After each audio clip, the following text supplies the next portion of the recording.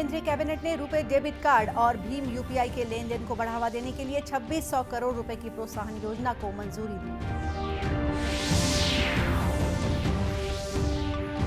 प्रधानमंत्री ने इंदौर में मध्य प्रदेश वैश्विक निवेशक सम्मेलन का उद्घाटन किया। कहा, भारत 2014 से रिफॉर्म, ट्रांसफॉर्म और परफॉर्म के पथ पर अग्रसर। प्रधानमंत्री के परीक्षा पर चर्चा संवाद कार्यक्रम को लेकर छत्तीसगढ़ में भी उत्साह। शिक्षकों ने इसे लाभदायक कार्यक्रम बताया।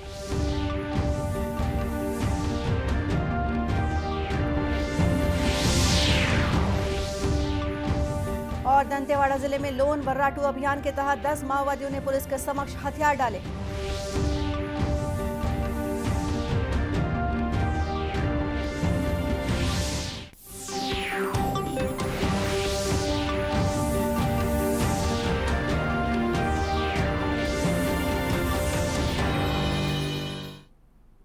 नमस्कार, आप देख रहे हैं दूरदर्शन समाचार। मैं हूं गोपा सान्याल और अब समाचार विस्तार से। प्रधानमंत्री नरेंद्र मोदी की अध्यक्षता में हुई केंद्रीय मंत्रिमंडल की बैठक के बाद आज आर्थिक मामलों से जुड़े कुछ फैसलों का ऐलान किया गया है। कैबिनेट ने रुपे डेबिट कार्ड और भीम यूपीआई के लेन देन को बढ़ावा देने के लिए प्रोत्साहन योजना को मंजूरी दी है। इसके लिए 2600 करोड़ रुपए मंजूर किए गए हैं। केंद्रीय मंत्री भूपेंद्र यादव ने कैबिनेट में लिए गए फैसलों के बारे में चर्चा करते हुए बताया कि सरकार ने डिजिटल पेमेंट्स को आसान और जनसुलभ बनाने के लिए ये कदम उठाए हैं।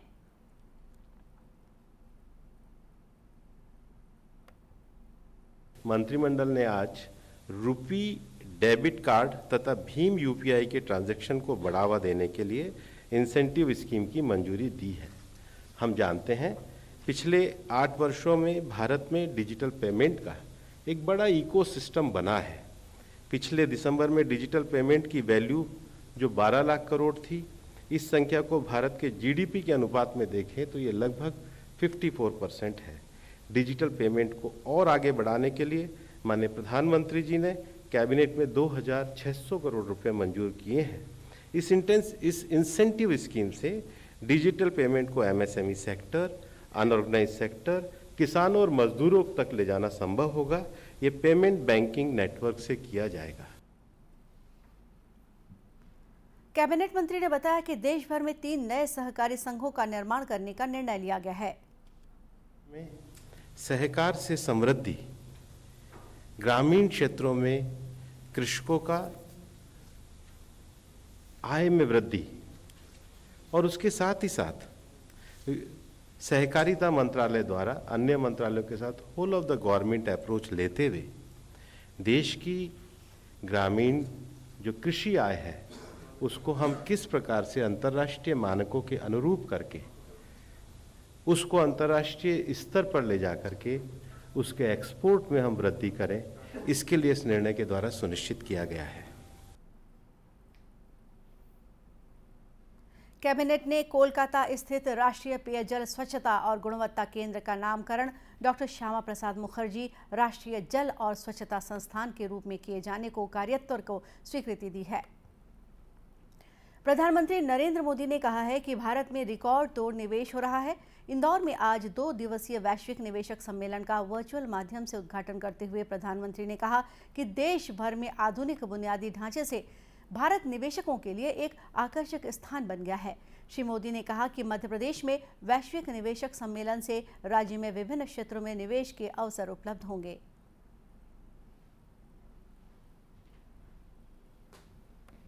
आज का नया भारत अपने प्राइवेट सेक्टर की ताकत पर भी उतना ही भरोसा करते हुए आगे बढ़ रहा है।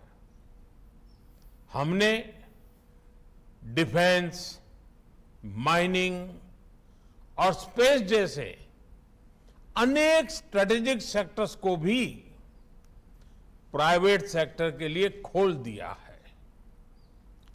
दर्जनों लेबर लॉज को 4 कोर्स में समाहित करना भी अपने आप में एक बहुत बड़ा कदम है।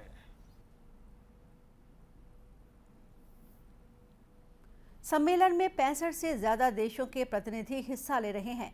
अंतर्राष्ट्रीय मंडप में 9 सहभागी देश और 14 अंतर्राष्ट्रीय व्यापार संगठन अपने देश के विभिन्न पहलुओं को प्रदर्शित कर रहे हैं।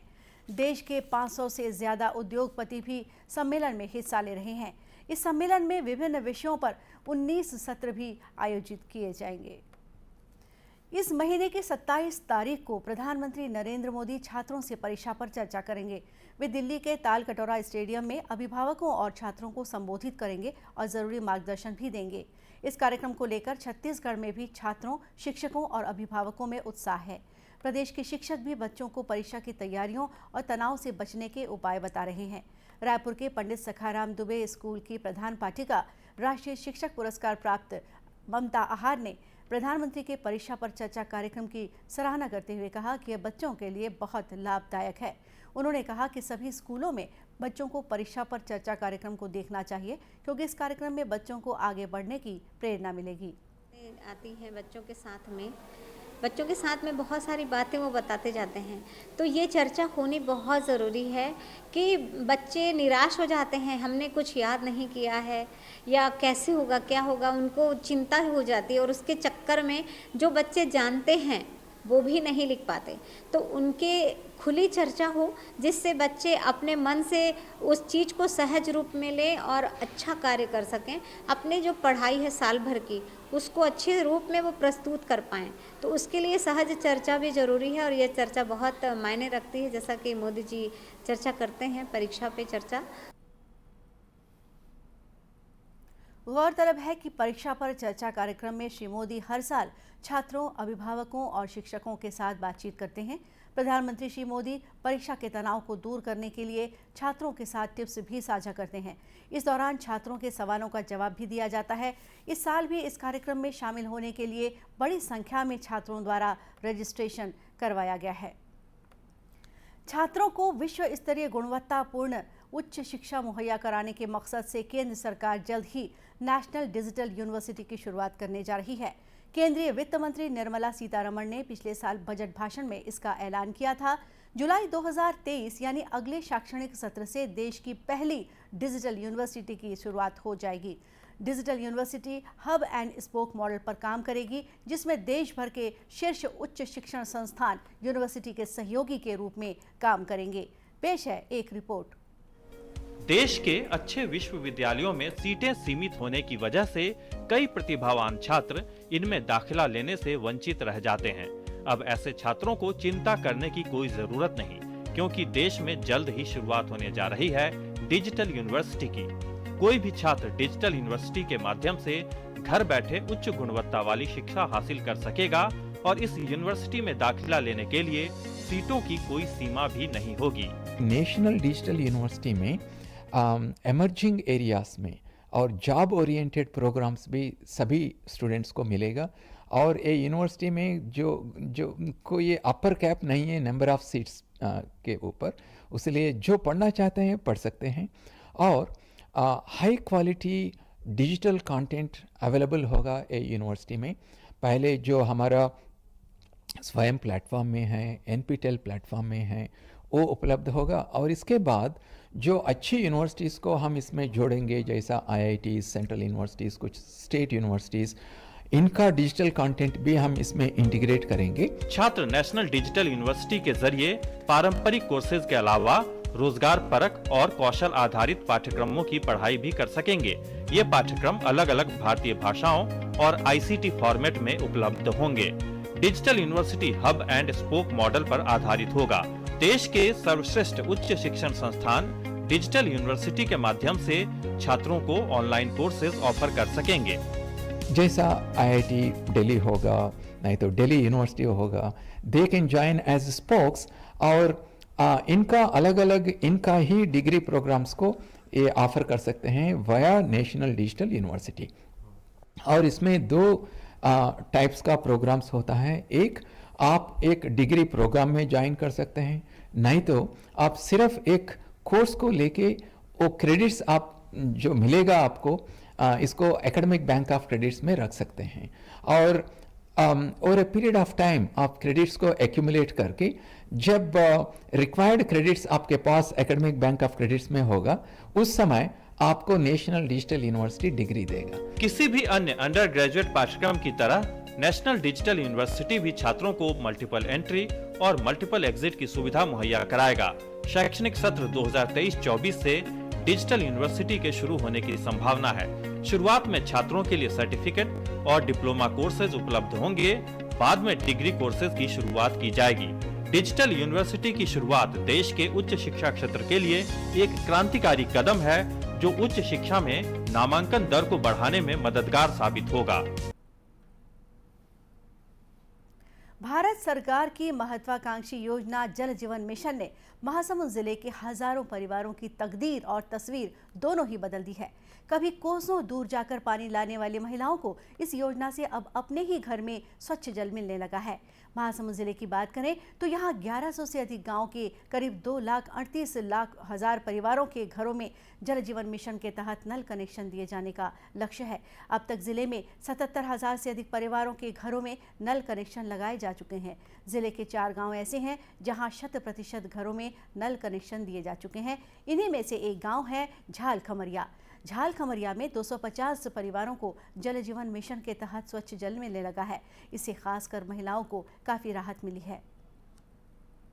पहले गर्मी के दिनों में पानी नहीं मिलती थी और हमें दूर जाना पड़ता था पानी भरने के लिए, और अभी घर में मतलब नल लगा है तो आसानी से पानी भर सकते हैं और इसका टाइम का बचत भी होता है इससे। मतलब बाहर से पानी ले जाती थी और लाइन लगी थी, घर में भी बहुत काम रहती थी, और अब घर में नल लग गई ना तो बहुत कुछ हल हो जाती है काम की। अब मैं भी ये काम में जाती हूँ आंगनबाड़ी, ये सब काम से बहुत सुविधा होगी। लोक स्वास्थ्य यांत्रिकी विभाग के कार्यपालन अभियंता SS धकाते ने बताया कि जल जीवन मिशन के तहत हर व्यक्ति को 55 लीटर शुद्ध पेयजल उपलब्ध कराए जाने की योजना है। उन जिले में जो ग्रामीण क्षेत्र है कुल 1117 गांव हैं, एक गांव वीरान है, और इस तरह से 1118 में से 1117 गांव जहां हमें जल जीवन मिशन के तहत पेयजल की व्यवस्था करनी है। उसमें से 1105 में हमने टेंडर कर दिया है। 12 गांव बचे हैं जो हम 2-3 दिन में टेंडर कर देंगे। गौरतलब है कि जिले में महासमुंद और पिथौरा ब्लॉक में सबसे ज्यादा नल कनेक्शन दिए गए हैं। वर्ष 2024 तक जिले के हर घर में नल कनेक्शन देने का लक्ष्य है। माओवाद प्रभावित दंतेवाड़ा जिले में सुरक्षा बलों को बड़ी कामयाबी हासिल हुई है। लोन वर्राटू यानी अपने गांव लौटो अभियान के तहत कल 10 माओवादियों ने पुलिस के समक्ष हथियार डाल दिए। इनमें से 8 माओवादियों पर 8,000 से लेकर 10,000 रुपए तक का इनाम घोषित था। पुलिस अधीक्षक सिद्धार्थ तिवारी ने पत्रकारों को बताया कि केंद्रीय रिजर्व पुलिस बल के खुफिया सेल ने आत्मसमर्पण की प्रक्रिया में महत्वपूर्ण भूमिका निभाई है। उन्होंने कहा कि लोन वर्राटू अभियान को सफलता मिल रही है।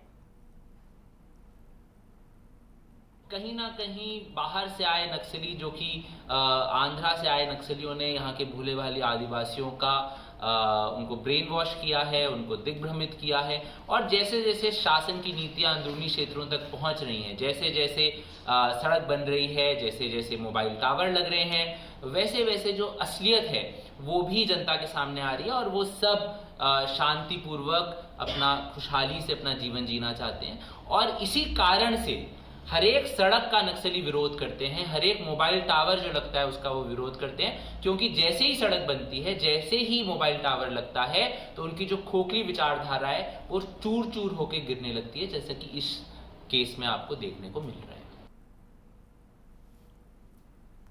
गौरतलब है कि दंतेवाड़ा जिले में जून 2020 से लेकर अब तक लोन वर्राटू अभियान के तहत 578 नक्सलियों ने आत्मसमर्पण किया है, जिनमें से 145 इनामी हैं। अंत में मुख्य समाचार एक बार फिर। तो इसी के साथ ये समाचार बुलेटिन यहीं समाप्त हुआ। नमस्कार।